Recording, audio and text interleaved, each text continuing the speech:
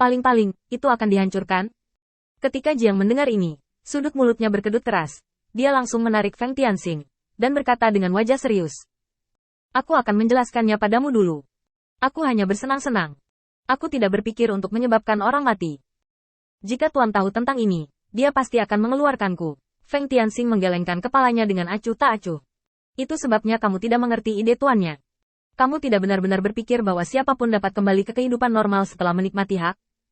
Tuan Jialuo adalah orang seperti itu. Dia tidak dapat kembali lagi. Tuan Garo yang kamu dan aku lihat sekarang bukanlah niat awalnya dalam arti tertentu. Dia menghindari sesuatu. Atau dia berpura-pura. Sama sekali tidak ada kemungkinan ketiga. Tenang saja. Kali ini, bahkan jika ada kecelakaan, Tuan tidak akan mengatakan apa-apa tentang saya. Apalagi tidak ada masalah sama sekali. Apakah menurut Anda 5.000 helai sutra sangat sedikit? Anda dapat menghemat saya sedikit. Kesenjangan yang terakumulasi selama beberapa tahun terakhir tidak diisi oleh Anda seperti ini. Melihat Feng Tianxing menjadi semakin serius, Jiang menggaruk kepalanya tanpa daya.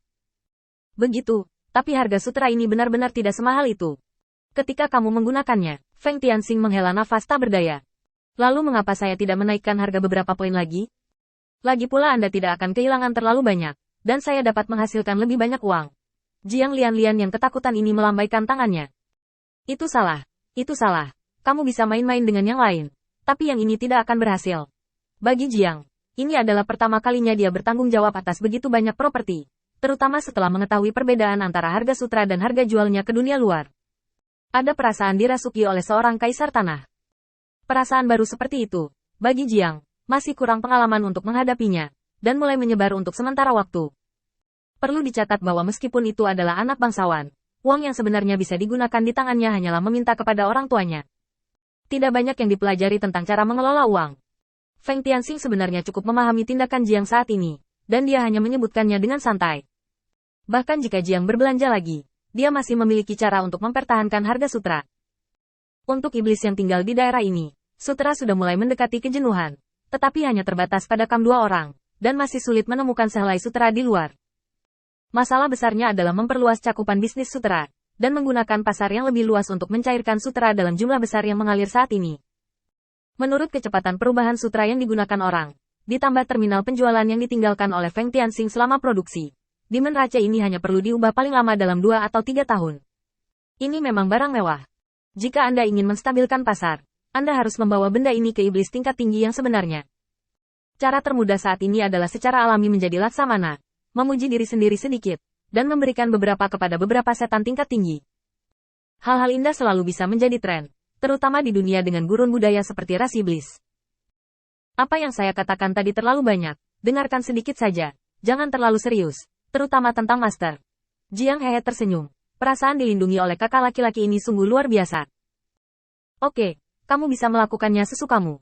Tidak lama setelah keduanya menunggu, Gu Suduyuan masuk ke restoran dengan tas besar, dan melemparkan tas itu ke tanah, lalu bertepuk tangan.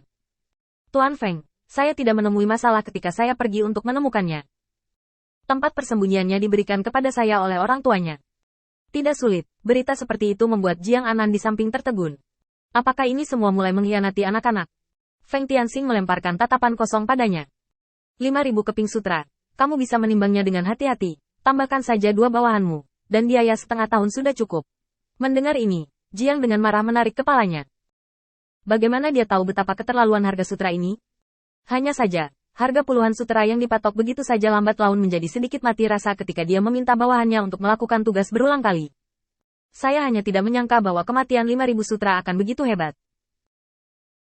Feng Tianxing bangkit dan merobek sudut sakunya, dan matanya tiba-tiba menyala. Menurut estetika ras iblis, ini memang ras iblis yang sangat luar biasa. Sisiknya secara alami memiliki kilau lembut.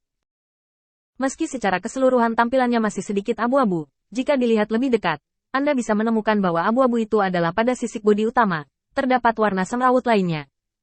Rasanya seperti sepotong giok kasar yang belum berkembang, yang belum diukir, tetapi sudah memiliki warna yang berbeda.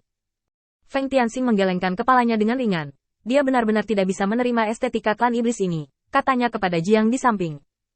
Dengan cara ini, saya tidak akan mengganggu kebahagiaan Anda. Gu Suduyuan dan saya akan pergi dan menyelesaikan urusannya. Bagaimana kalau kembali ke kam untuk bertemu setelah kita selesai? Jiang langsung setuju. Tetapi setelah setuju, dia menyesalinya. Feng Tianxing menemaninya untuk menyelesaikan ini. Tetapi dia tidak melakukan apa-apa dan merasa sedikit bersalah untuk sementara waktu. Apakah ada hal lain yang kamu ingin aku lakukan? Feng Tianxing berpikir sejenak, lalu menggelengkan kepalanya. Tidak untuk saat ini. Jangan khawatir. Aku pasti akan memberitahumu begitu aku membutuhkanmu. Pergilah dan tenanglah denganmu. Gusu Duyuan akan membawaku untuk melihat ke dalam keluargamu. Gusu Duyuan senang di hatinya. Dia sekarang takut kata-kata Feng Tianxing tidak akan dihitung. Karena tugas yang diberikan kepadanya terlalu sederhana. Dan wanita iblis ini tidak memiliki kekuatan. Jadi terlalu mudah untuk ditangani. Sekarang Feng Tianxing mengambil inisiatif untuk menyebutkannya. Dia buru-buru memimpin jalan di depannya. Sepanjang jalan, Gusu Duyuan juga memperkenalkan Feng Tianxing dengan hati-hati tentang sepupunya. Terus terang, itu masih merupakan konflik yang disebabkan oleh pernikahan. Sepupu Gusu Duyuan memiliki visi yang terlalu tinggi, dan tidak ada yang meremehkannya. Dia sangat bermasalah dengan para tetua dalam keluarga sehingga dia tidak punya pilihan selain meminta bantuannya dan mencari jalan. Di mana Gusu Duyuan memikirkan apa yang harus dilakukan? Melihat bahwa Feng Tianxing dan Jiang sedang merekrut selir di sini, mereka juga datang untuk bertanya dengan ide untuk mencobanya. Tidak mengharapkan ini terjadi. Feng Tianxing menghela nafas tak berdaya setelah mendengar ini. Sebenarnya, sepupumu telah melakukan pekerjaan dengan baik. Terlalu banyak hal yang dilakukan demi keuntungan. Sebagai orang yang dikorbankan, dia pasti akan menolak. Menurutku tidak ada salahnya menolak. Selama obrolan ini, Gusu Duyuan merasa bahwa Feng Tianxing seperti dewa. Dia tidak mengucapkan sepatah kata pun. Feng Tianxing dapat menebaknya, dan visi serta pengetahuannya jauh lebih kuat daripada miliknya. Ini benar-benar jenius. Di kepala kecil Gusu Duyuan, hanya kata ini yang bisa menggambarkan Feng Tianxing. Tuan Muda Feng, jangan khawatir jika lamaran pernikahanmu ditolak kali ini. Kamu sudah tahu segalanya tentang sepupumu. Aku pembantu umum kakakku, bahkan jika itu tidak berhasil, tidak masalah.